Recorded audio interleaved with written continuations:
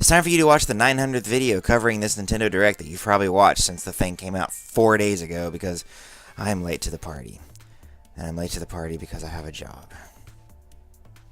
And it's not this. I'm not going to cover the whole thing. I'm just going to cover the stuff that got me excited or that surprised me. And unfortunately, because of the rescheduling, not a whole lot of it surprised me. A lot of the stuff came out because other publishers planned on their reveals happening around the original date of the Nintendo Direct. I guess a lot of them just decided, well, we're not going to change. We're just going to go ahead and do what we were intending to do in the first place. And so a lot of this just wasn't exciting. We already know about it. That having been said, even a lot of the stuff that was new information just was like, I mean, hey, I'm great that this is happening for the people that care about it, but I'm just not all that excited. There were a few things that happened in this Direct that got me really excited and really surprised me, but just the overall meat of it was just kind of like, that's a thing. And again, I'm happy that it's a thing because someone out there is going to want it. It's just that person's not me. We're going to focus on that stuff for the most part and not so much the other stuff. So let's go ahead and dive into this thing. The Nintendo Direct started out with a surprise announcement that Luigi's Mansion 3 is being developed for Switch. At first I thought it was just Nintendo reminding us that the original Luigi's Mansion is being ported to 3DS. But then they got into the gameplay and it was pretty clear that the image was way too high res to be 3DS or even the GameCube version. So I was like, nice, new Luigi's Mansion.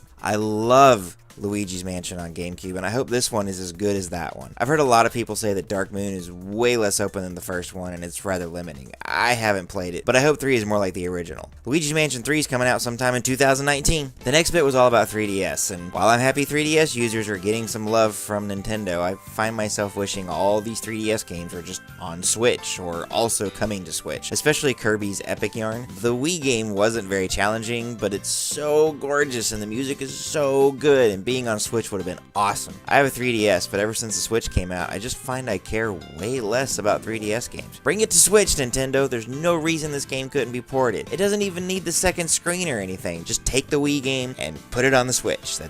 That's it.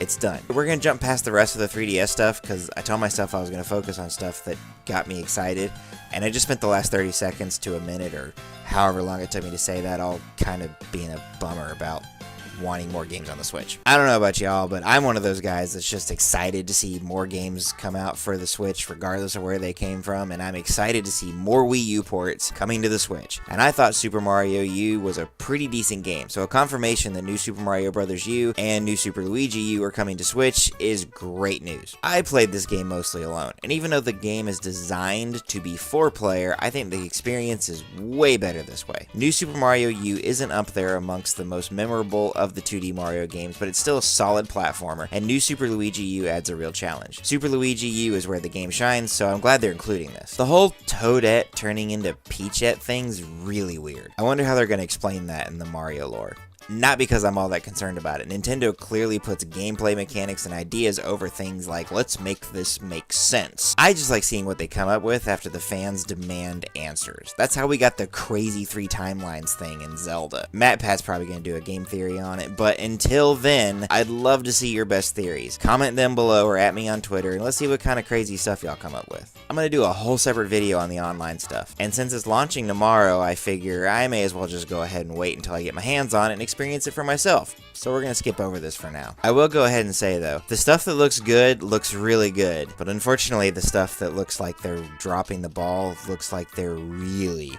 dropping the ball. It's great to see more third-party games coming to Switch, even if they're older. So seeing Cities Skylines was neat, that collection of tabletop games is really cool looking. I really hope Catan supports LAN play. It'd be really neat if everyone could sit around at a table with their Switches and all have their personal inventory for Catan on their Switch, and then maybe through a tablet or a PC or even an extra Switch, the game board is up on the TV. That's probably wishful thinking, but the idea is neat. Civilization 6 was a cool announcement. The Capcom Beat 'em Up Collection or whatever it was called, it looks really neat. I'm just happy the Switch is getting a ton of great games, even if I'm not personally interested in all of them. Okay, so I'm at least going to touch a little bit on everything. That wasn't really my plan, but here we are. I have been excited for Daemon X Machina since it was revealed earlier this year at E3, and I cannot wait for Yoshi's Crafted World. 2019 can't come soon enough. I don't have a ton to say about either one of these games, except that I'm super excited about both of them, so bring them on. Let's move on to the stuff that got me really excited and really surprised me, because it was one of the few things that Square Enix didn't just go ahead and announce anyway, and I cannot believe this is happening. PlayStation Final Fantasy games are coming to the Switch, and holy chocobo turds, this is exciting. I'm much more an SNES Final Fantasy guy, but Final Fantasy 7 and 9 are two of the best in the series. I haven't played 12, and I wasn't a real big fan of 10, but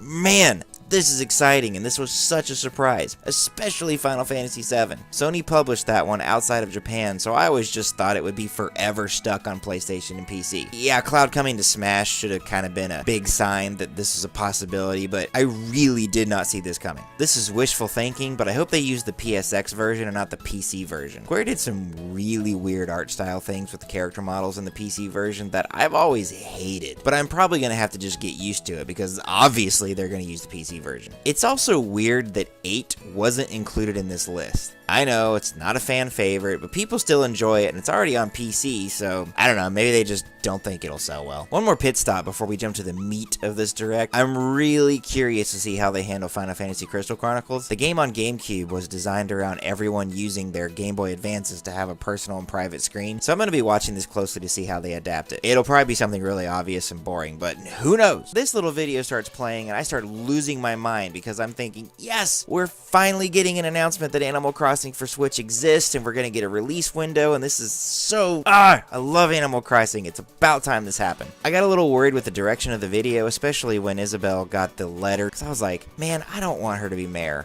I like Isabelle, but I like her as my assistant. I just don't think this is going to be a good direction for the series. And then she opens it, and this happens. And I was both excited and really upset. Like, really upset. I wanted Animal Crossing, not another character in Smash. I mean, look, I'll take it. It's awesome. But come on, Nintendo. Why you gotta be like that? But then my fears were quickly put to rest when they cut to Tom Nook watching his PC late at night. This was super clever. Nintendo is good at this, and they just took it to the next level. Troll us with more Smash news, and then actually give us what we're hoping for. What was weird, though, was I had to come up so far from the Smash troll that by the time the two emotions canceled each other out, I was just calm and satisfied with the Animal Crossing announcement, instead of jumping for joy like I expected to be. Overall, I was very pleased with this direct. The stuff I was hoping to get out of it, I got out of it, plus the surprise announcement of Final Fantasy PlayStation games coming to Switch.